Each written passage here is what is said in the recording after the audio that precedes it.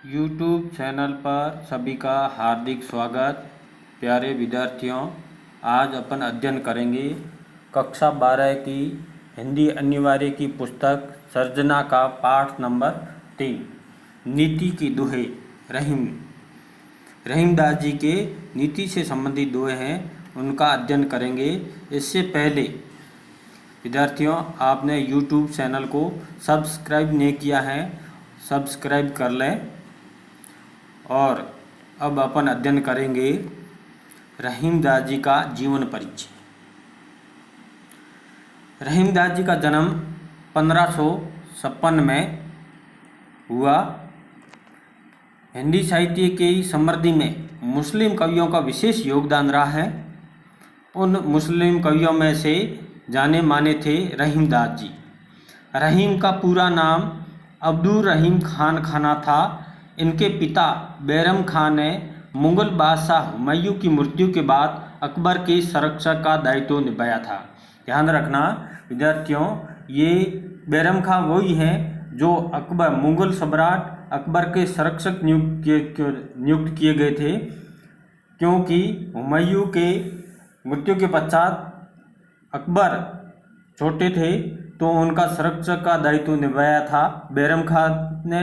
और बैरम खान के पुत्र थे अब्दुल रहीम खान खाना। रहीम बचपन से साहित्य प्रेमी बुद्धिमान थे। उन्हें अपने माता पिता से वीरता, राजनीति, दानवीरता तथा काव्य जैसे गुण विरासत में मिले। रहीम का व्यक्तित्व बहुत प्रभावशाली था, जिसकी वजह से अकबर ने इनको मिर्जा खां की उपाधि, ध्यान रखना विद्यार्थियों, रहीमदास को मिर्जा खां की उपाधि सम्राट अकबर ने दी थी। वे सामंजस्यवादी थे। श्री कृष्ण के प्रति उनका अथाह श्रद्धा थी। ध्यान रखना, ये मुसलमान में होते हुए भी श्री कृष्ण भक्त थे रहीमदास जी। उन्होंने अपने काव्य में रामायण, महाभारत, पुराण तथा गीता जैसे ग्रंथों के कथानकों एवं पात्रों का भी बखूबी उल्लेख किया है। इनके काव्य में नीति, भक्ति, प्रेम और श्रृंगार का सुंदर समावेश मिलता है। रहीम को दोहा, चोरठा, बरवे और सवैया छंदों में विशेष महारत हासिल थी। उनकी कृतियाँ अब रहीमदास जी के द्वारा कौन कौन सी रचनाएं लिखी थी, उसमें है प्रमुख दोहावली, बरवे नाई का भेद, रास पंचाध्यायी, मदना अष्टक, नगर शोभा और भी है खेत कोटूक, श्रृंगार सोरठा। ये रहीमदास जी की रचनाएं हैं। अपने अनुभवों को उन्होंने जिस सरल शैली में व्यक्त किया वह अद्भुत है। प्रस्तुत पाठ में चयनित रहीम के दोहों द्वारा हमें परोपकार, सज्जनता, पर दुख कातरता, स्वाभिमान एवं लोक व्यवहार की सीख मिलती है। दीनों पर दया करने वाले दीन बंधु भगवान तुल्य होता है। मांगने से मनुष्य की महत्ता घटती है। रहीमदास जी कहते हैं उत्तम स्वभाव वाले मनुष्य को कुसंग प्रभावित नहीं करता है। रहीमदास जी कहते हैं जो मनुष्य उत्तम स्वभाव का है, अच्छे स्वभाव का है, उस पर कुसंगति का प्रभाव नहीं पड़ता है। सज्जन परोपकार के निमित्त ही संपत्ति का संग्रह करते हैं। जो सज्जन लोग होते हैं वो परहित के लिए, परमार्थ के लिए ही संपत्ति को इकट्ठा करते हैं। धनी पुरुष निर्धन होने पर अतीत की चर्चा ऐसे करते हैं जैसे आश्विन मास में जलहीन बादल गरजते हैं। अच्छे लोगों के रूठने पर भी मना लेना चाहिए। रहीमदास जी कहते हैं जो सज्जन लोग हैं, अच्छे लोग हैं, जो हमसे रूठ भी जाते हैं तो उनको मना लेना चाहिए। आँख से निकलने वाले आंसू घर भेदी की तरह हमारी व्यथा को जग जाहिर कर देते हैं। काम पड़ने व काम निकलने पर लोगों का व्यवहार भिन्न भिन्न होता है। अब पढ़ेंगे रहीमदास जी के दोहावली से लिए गए नीति के दोहे। पहला दोहा। रहीम न देखी बड़े न को, लघु न दीजिए डारी, जहाँ काम आवे सुई, कहाँ करे तलवारी। इस दोहे के माध्यम से रहीमदास जी कहते हैं कि बड़ों के साथ ही छोटों के प्रति भी उचित व्यवहार करना चाहिए, उचित भाव रखना चाहिए। रहीम न देखी बड़े न को, लघु मतलब छोटा, न दीजिए डारी, जहाँ काम आवे सुई, कहाँ करे तलवारी। कवि रहीमदास जी कहते हैं बड़ों को देखकर छोटों का त्याग मत कीजिए, बड़ी वस्तुओं के मिल जाने पर छोटी वस्तुओं को अनुपयोगी समझकर उनको फेंकना नहीं चाहिए, क्योंकि जहाँ पर जिस वस्तु की जरूरत होती है, जिस वस्तु की जरूरत होती है, जिससे छोटी सी सुई काम आती है, उसमें बड़ी चीज तलवार कोई काम की नहीं है, कोई काम नहीं आ सकती है। कहने का भाव ये है, मतलब ये है रहीमदास जी का, छोटी व बड़ी प्रत्येक वस्तु का अपना अलग अलग महत्व होता है। दूसरा दोहा, एके सादे सब सदे, सब सादे सब जाए, रईमन मूली शीशीबो फूले फले अगाए। सादे मतलब साधने से है, साधना करने से। मूली का अर्थ है जड़ को, शीशीबो मतलब खींचने से, फूले फले का अर्थ है फलता फूलता है, अगाए मतलब तृप्त होना। इस दोहे के माध्यम से रहीमदास जी कहते हैं कि एक की ही आराधना करनी चाहिए, एक ही देवता की आराधना करनी चाहिए, उसी की भक्ति करने का परामर्श दिया है इस दोहे में। रहीमदास जी कहते हैं, एके सादे सब सदे, सब सादे सब जाए। कवि रहीम कहते हैं कि एक को साधने अर्थात एक देवता की भक्ति करने से सभी कार्य स्वयं सध जाते हैं, फिर किसी अन्य की साधना की करने की जरूरत नहीं है। लेकिन सबको एक साथ साधने से लाभ मिलने की बजाय हानि ही मिलेगी। जैसे रईमन मूली शीशीबो फूले फले अगाए। रहीमदास जी कहते हैं, जैसे पेड़ की जड़ को सींचने से सारा वृक्ष फलने फूलने लगता है और उसमें सींचने वाले की लालसा पूरी हो जाती है। भाव ये है कि मुख्य रूप से एक देव की ही भक्ति करने से मन चाहे सिद्धि प्राप्त हो जाती है। अगले दोहे में रहीमदास जी कहते हैं, कंदली सीप भुजंग मुख स्वाति, एक गुण तीन, जैसी संगति बैठिए तेसोई फल। इसमें इस दोहे के माध्यम से मनुष्य को सोच समझकर संगति करने की सलाह दी है। रहीमदास जी कहते हैं कि कंदली सीप भुजंग, कंदली कहते केले को, सीप मतलब सीपी जिससे मोती निकलता है, भुजंग का अर्थ है सांप, स्वाति, स्वाति एक नक्षत्र है। रहीमदास जी कहते हैं कि स्वाति नक्षत्र का बरसा हुआ जल तो एक ही है, लेकिन वस्तु की संगति के उसका स्वरूप अलग अलग हो जाता है। वह जल केले में पड़ने पर कपूर बन जाता है, सीपी में पड़ने पर मोती बन जाता है और सर्प के मुख में पड़ने पर विष बन जाता है। कहने का मतलब यह है कि व्यक्ति जिस तरह की संगति करेगा उसे वैसा ही फल मिलेगा, अर्थात अच्छे के साथ अच्छा प्रभाव पड़ेगा, दुष्ट की संगति से दुष्ट बनेगा। अगला दोहा, काज परे कछु और है, काज सरे कछु और, रईमन भंवरी के भय नई नदी सिरावत मोर।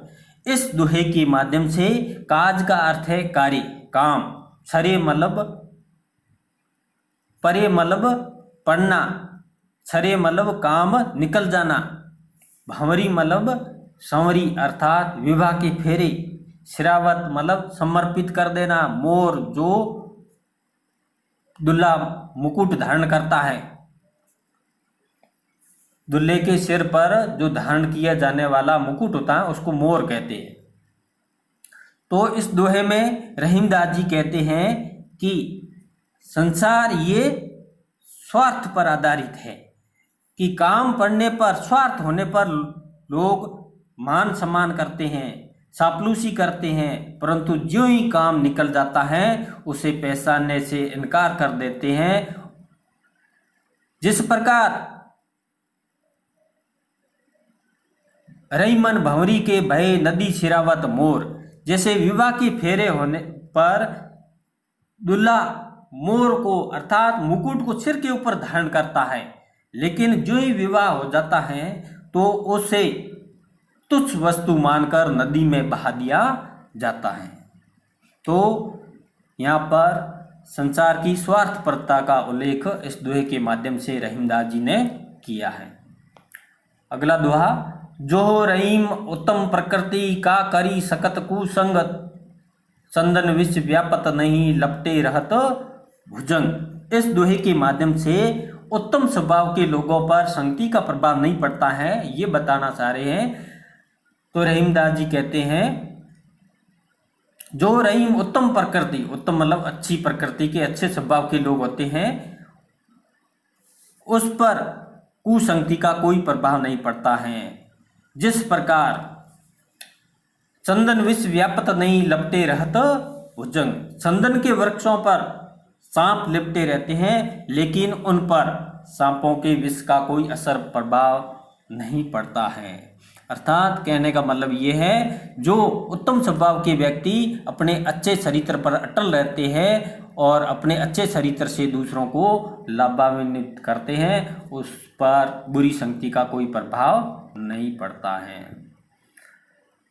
रूठे सज्जन सुजन मनाइए, जो रूठे सो बार, रहीमन फिरी फिरी पोइए टूटे मुक्ताहार। इस दोहे में रहीमदास जी ने कहा है कि सज्जनों को बार बार रूठने पर भी उसे मना लेने का परामर्श दिया है। कवि रहीमदास जी कहते हैं रूठे सुजन मनाइए सो, जो रूठे सो बार, रहीमन फिरी फिरी पोइए टूटे मुक्ताहार।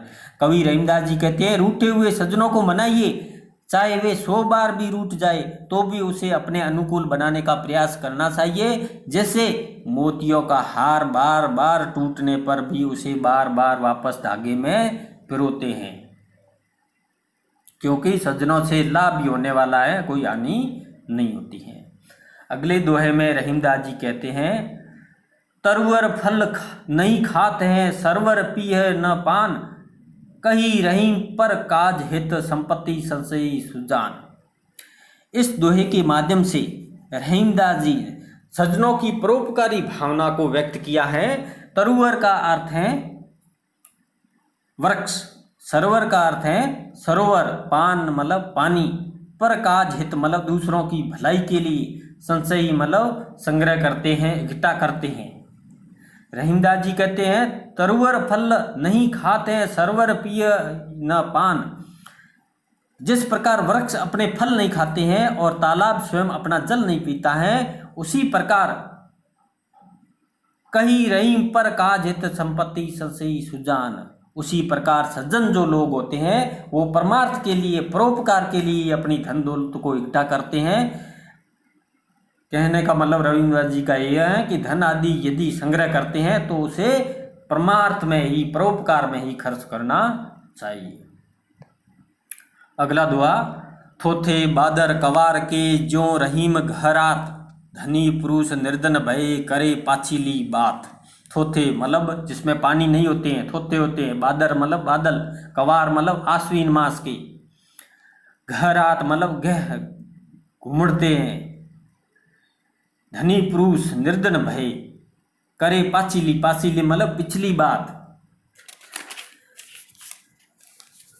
रहीमदास जी इस दोहे के माध्यम से कहते हैं कि थोथे बादर कवार के ज्यों रहीम घरात, कुवार महीने में जल से रिक्त बादल जैसे गरजते हैं लेकिन बरसते नहीं हैं, उसी प्रकार धनी पुरुष निर्धन भय करे पाछीली बात। जो धनी पुरुष निर्धन हो जाते हैं वे अपने अतीत के किस्से बढ़ चढ़ कर बताते हैं, मेरे पास इतना धन था, वो था, परंतु किसी को धनादि नहीं देते हैं। लोग उनकी बड़पन की बातें तो सुन लेते हैं, सुने या न सुने, परंतु उनकी प्रशंसा नहीं करते हैं। अगला दोहा,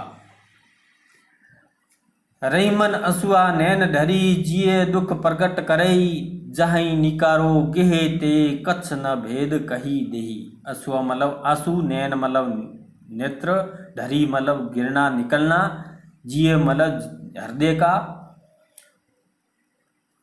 गेह का अर्थ है घर। तो इस दोहे में रहीमदास जी कहते हैं कि आंसुओं को घर के भेदी की तरह बताया है। रहीमदास जी कहते हैं रहीमन असुआ नैन डरी, जिये दुख प्रकट करई। आंसू नेत्रों से बहकर हृदय के दुख को प्रकट कर देते हैं। उसी प्रकार जिस प्रकार कोई प्रताड़ित करके घर से निकाल दिया जाए तो घर का सारा भेद लोगों को बता देता है। कहा भी गया है कि घर का भेदी लंका ढाए, लेकिन परिवार के सदस्य को अपने परिवार की गुप्त बातें किसी को नहीं बतानी चाहिए, इसी में ही भलाई है। यही संदेश रहीमदास जी ने इस दोहे के माध्यम से दिया है। अगला दोहा है, रही मन निज मन की बिता, मन ही राखो गोय, सुनी अठीले लोग सब, बांटी न ले कोई। इस दोहे के माध्यम से रहीमदास जी कहते हैं कि अपनी पीड़ा को स्वयं दूर करने का परामर्श दिया है, सलाह दी है। किसी और को बताने से ये दुख दूर होने वाला नहीं है। रहीमदास जी कहते हैं, रही मन निज मन की बिता, बिता मतलब व्यथा, मन ही राखो गोय, गोय मतलब छिपा कर। रहीमदास जी कहते हैं, अपने हृदय के दुख को मन में ही छिपा कर रखो, अपनी पीड़ा दूसरों के सामने मत प्रकट करो, क्योंकि सुनी अठीले लोग सब, बांटी न ले कोई, क्योंकि तुम्हारी पीड़ा को सुनकर लोग हंसी उड़ाएंगे। अठीले मतलब हंसी उड़ाना, उपहास करेंगे तथा उस पीड़ा को दूर करने में सहयोगी नहीं बनेंगे। कहने का भाव यह है, सच्चे हितैषी लोग बहुत कम होते हैं, इसलिए अपनी पीड़ा स्वयं अपने आत्मबल से, अपने मनोबल से ही दूर करनी चाहिए। फालतू को किसी के अपनी पीड़ा को नहीं सुनाना चाहिए। अगला दोहा है, दीन सबन को लखत है, दीन ही लखे न कोई, जो रहीम दीन ही लखे, दीन बंधु सम होए। लखे मतलब दीन मतलब गरीब निर्धन, सबन मतलब सबको, लखन मतलब देखता है, दीन ही लखे न कोई, जो रहीम दीन ही लखे, दीन बंधु समो। दीन बंधु अर्थात भगवान के समान, ईश्वर के समान। रहीमदास जी ने इस दोहे के माध्यम से दीनों की, दीनहीन जो लोग हैं उनकी सहायता करने का संदेश दिया है। रहीमदास जी कहते हैं, दीन सबन को लखत है, दीन ही लखे न कोई। दीनहीन लोग कुछ पाने की चाह में सबकी ओर देखते हैं, परंतु कोई उसकी ओर ध्यान नहीं देता है, कोई उसकी ओर देखता नहीं है, कोई उसकी सहायता नहीं करता है। कवि रहीमदास जी कहते हैं कि जो रहीम दीनी लखे, दीन बंधु सम हो, जो दीन दुखियों की सहायता करता है, दीन दुखियों की तरफ देखता है, उनका ध्यान रखता है, वह साक्षात भगवान होता है, अर्थात दीन बंधु होता है। इसमें संदेश दिया है, मनुष्य को परोपकारी बनना चाहिए, परोपकार करना चाहिए। अगला दुआ, दोनों रहीमन एक से, जो लो बोलत नहीं, जान परत हैं काक पिक ऋतु वसंत की माही। इस दोहे के माध्यम से सज्जन लोगों की पहचान गुणों और वाणी से होती है। ये संदेश इस दोहे के माध्यम से दिया है कि रहीमदास जी कहते हैं कि दोनों रहीमन एक से, जो लो बोलत नहीं। कवि रहीम कहते हैं, कौवा और कोयल एक रंग रूप में समान होते हैं, वे जब बोलते नहीं है तब उसमें कोई भेद नहीं होता है, अर्थात भेद करना कठिन होता है। लेकिन जान परत है काक पिक ऋतु वसंत की माई, लेकिन वसंत ऋतु में जब कौवा काव काव और कोयल मधुर कूक करती हैं, तब भी उनका भेद खुल जाता है। यहाँ कहने का मतलब ये है रहीमदास जी का, वाणी व्यवहार से ही दुर्जन और सज्जन व्यक्ति की पहचान होती है। बड़े बड़ाई न करे, बड़ो न बोले बोल, रहीमन हीरा कब कहे, लाख टका मेरो मोल। इस दोहे के माध्यम से मोल का अर्थ है मूल्य। इस दोहे में रहीमदास जी कहते हैं कि व्यक्ति स्वयं अपनी प्रशंसा करने से बड़ा नहीं होता है, आत्म प्रशंसा से बड़ा नहीं होता है, और न कभी अपनी आत्म प्रशंसा करनी चाहिए। रहीमदास जी कहते हैं, बड़े बड़ाई न करे, बड़ो न बोले बोल, रहीमन हीरा कब कहे, लाख टका मेरो मोल। बड़े लोगों का स्वभाव होता है कि वे अपने मुंह से अपनी बड़ाई नहीं करते हैं, वे आत्म प्रशंसा में बड़ी बड़ी बातें नहीं करते हैं। रहीम जी कहते हैं, हीरा अपने मुंह से कभी नहीं कहता है, कभी नहीं बोलता है कि मेरा मूल्य लाख रुपए है। अगला दुआ, बिगड़ी बात बने नहीं, लाख करो किन कोई, रही मन फाटे दूध को मथे न मक्खन होय। बिगड़ी मतलब बिगड़ी हुई बात, मथे मतलब मथना। रहीमदास जी कहते हैं कि एक बार जब कोई बात बिगड़ जाती है उसको सुधारना बड़ा मुश्किल होता है। कवि रहीमदास जी कहते हैं कि बिगड़ी बात को लाख उपाय करने पर भी नहीं संवारा जा सकता है। जैसे फटे हुए दूध को लगातार मथने पर भी उसे मक्खन नहीं निकलता है। इनके कहने का भाव ये है, सदा कोशिश ये रहना चाहिए कि अपनी बात बिगड़े नहीं और अपने वाणी पर नियंत्रण रखे। ऐसी वाणी बोलिए मन का आपा खोल।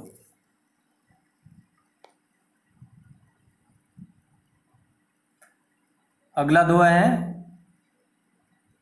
विपत्ति भय धन न रहे, रहे जो लाख करोड़, नभ तारे सिप जात हैं जो रहीम भय भोर। नभ का अर्थ है आकाश, भोर मतलब प्रातःकाल, विपत्ति मतलब विपत्ति। इस दोहे के माध्यम से रहीमदास जी कहते हैं विपत्ति आने पर संपत्ति के विनाश का वर्णन किया है। कवि रहीमदास जी कहते हैं जब विपत्ति आती है तो लाखों करोड़ों की संपत्ति जो संचित है वो भी नहीं रह पाती है। जिस प्रकार प्रातःकाल होते ही आकाश से जो लाखों करोड़ों तारे सहसा अर्थात अचानक छिप जाते हैं। कहने का भाव ये है, मनुष्य का जब दुख का समय आता है तब सुख की समस्त परिस्थितियां एकदम विपरीत हो जाती है, बदल जाती है। अगला दोहा, मांगे घटत रहीम पद, कितो करो बड़ी काम, तीन पैग वसुदा करो तऊ बावने नाम। मांगे घटत मतलब घटता है, कितो मतलब कितना ही, बड़ी मतलब बढ़िया, तीन पैग मतलब तीन पैरों में, वसुधा का अर्थ है पृथ्वी धरती, बावने मतलब वामन। इस दोहे में रहीमदास जी कहते हैं याचक न बनने का परामर्श देने हैं, मांगने वाला न बनने का परामर्श दिया है। कवि रहीमदास जी कहते हैं मांगे घटत रहीम पद, कितो करी बड़ी काम। कवि रहीमदास जी कहते हैं आदमी कितना भी बड़ा हो, एक बार भी याचक बनते ही उनका सारा बड़पन सम्मान सब खत्म हो जाता है। फिर चाहे वो कितना भी बड़ा काम कर ले लेकिन उनकी प्रतिष्ठा इज्जत वापस नहीं आती है। जैसे भगवान ने तीन पैर में तीन पग से ही पृथ्वी आकाश आदि को नाप लिया, परंतु उन्हें नाम क्या मिला? वामन अर्थात बोना नाम ही दिया गया। मान सहित विष खाए के शंभु भय जगदीश, बिना मान अमृत पिए राहु कटायो शीश। मान मतलब मान सहित इज्जत सहित, विष मतलब जहर, शंभु मतलब शिवजी, जगदीश मतलब जगदीश भगवान। बिना मान अमृत पिए राहु कटायो शीश, शीश का अर्थ है सिर। कवि रहीमदास जी कहते हैं देवताओं के द्वारा बड़े आग्रह और सम्मान से शिवजी ने विष पिया और क्या कहलाई? जगदीश्वर के रूप में प्रसिद्ध हुए, परंतु राहु ने कुटिलता से अमृत पान किया तो उसने अपना सिर कटाना पड़ा, अर्थात अपमानित होना पड़ा। कहने का भाव यह है रहीमदास जी का कि मनुष्य को सम्मान से जीवन व्यतीत करना चाहिए, कुटिल व्यवहार को त्याग देना चाहिए, क्योंकि कुटिल व्यवहार से मनुष्य कभी सुखी नहीं रहता है। अगला दोहा, रही मन जीवा बावरी, कई गई सरग पताल, आपू तो कही भीतर रही जूती खात कपाल। इस दोहे के माध्यम से वाणी को अच्छी तरह से तोल कर बोलने का परामर्श दिया है, शब्दों को सोच समझकर बोलने का परामर्श दिया है। रहीमदास जी कहते हैं रही मन जीवा, जीवा का अर्थ है जीव, बावरी मतलब पागल, कई गई सरग पताल, सरग मतलब आकाश पाताल, आपू तो कहीं भीतर रही जूती खात, खात मतलब खाना, कपाल मतलब सिर। कवि रहीमदास जी कहते हैं कि जीव तो पगली है, जो कुछ भी बोलकर आकाश पाताल की बातें कहकर झट से मुंह के अंदर चली जाती है, परंतु उसके कारण जूते किसको खाने पड़ते हैं? सिर को खाने पड़ते हैं। कहने का मतलब ये है अपने शब्दों को सोच समझकर अवसर के अनुसार ही बोलना चाहिए और हितकर बोलना चाहिए, अहितकारी वाणी नहीं बोलनी चाहिए। अगला दुआ, अमृत ऐसे वसन में रहीमन रिच की गास, जैसे मिसरियू मिली निरस बास की फांस। रिस मतलब क्रोध, मिसरियू मतलब मिश्री, निरस मतलब रसहीन, बांस मतलब बांस एक पौधा होता है उसकी जो फांस होती है। रहीमदास जी इस दोहे के माध्यम से अच्छे मधुर वचनों के बीच में यदि अप्रिय शब्दों का प्रयोग करेंगे तो वो उचित नहीं होगा, इसलिए मधुर वचनों के बीच में रीस से भरे, क्रोध से भरे शब्दों का प्रयोग नहीं करने की सलाह दे रहे हैं। कवि रहीमदास जी कहते हैं, अमृत ऐसे वसन में रहीमन रिस की गांस, जैसे मिसरियू में मिली निरस बांस की फांस। रहीम जी कहते हैं, मधुर वचनों के मध्य क्रोध की बात मन को खटकती है, जैसे मिस्री में पड़ी हुई बांस की फांस गले में अटक जाती है। अर्थात क्रोध के वचन कभी भी नहीं बोलने चाहिए। ये तो दोहे पूरे हुए विद्यार्थियों, ये कठिन शब्दार्थ हैं। अब प्रश्न है, रहीम के काव्य की सर्वाधिक प्रमुख विशेषता क्या है? समासिकता, श्रृंगारिकता, नीति प्रवणता, अनुभव संकुलता। रहीम के काव्य की सर्वाधिक प्रमुख विशेषता है नीति प्रवणता। विपत्ति में धन किसकी तरह लुप्त हो जाता है? प्रातःकालीन तारों की तरह, मित्र की तरह, दुश्मन की तरह, हवा की तरह। विपत्ति के समय धन प्रातःकालीन तारों की तरह लुप्त हो जाता है। अगला प्रश्न है, काज परे कछु और है, काज सरे कछु और, रहीमन भंवरी के भय नदी सिरावत मोर। प्रस्तुत दोहे के माध्यम से रहीमदास जी ने मनुष्य की किस प्रवृत्ति का वर्णन किया है? इस दोहे में रहीम जी ने मनुष्य की स्वार्थी प्रवृत्ति का वर्णन किया है। वह अपना स्वार्थ पूरा होते ही जो मोर होता है, मुकुट होता है दुल्हे के सिर के, उनको भी नदी में बहा देता है। वो क्योंकि स्वार्थ पूरा हो जाता है, उसके बाद में वो कोई काम का नहीं रहता है। कवि के अनुसार बुरे स्वभाव वाले व्यक्ति कैसे स्वभाव वाले व्यक्तियों की प्रवृत्ति को नहीं बदल सकते? उदाहरण सहित स्पष्ट कीजिए। इसमें रहीमदास जी ने बताया है कि बुरे स्वभाव वाले व्यक्ति उत्तम स्वभाव वाले व्यक्तियों की प्रवृत्ति को नहीं बदल सकते हैं। जैसे सांप चंदन के वृक्ष को विषाक्त जहरीला नहीं कर सकते हैं। तीसरा प्रश्न, रहीमदास जी ने सज्जन व्यक्ति के रूठ जाने पर भी बार बार मनाने की बात क्यों कही है? क्योंकि रूठे हुए सज्जन व्यक्ति को मनाने की बात इसलिए कही है और क्योंकि सज्जन व्यक्ति से अपना भलाई होगा, अपना सम्मान होगा, अपनी मान होगा, अपना कुछ अच्छी बात ही उनसे सीखने को मिलेगी। इसलिए सज्जन व्यक्तियों को मनाने की बात रहीमदास जी ने कही है। ये तो प्रश्न हो गए। विद्यार्थियों, आपको पाठ कैसा लगा कमेंट्स बॉक्स में कमेंट्स करें और यूट्यूब चैनल को ज़्यादा से ज़्यादा शेयर करें। धन्यवाद।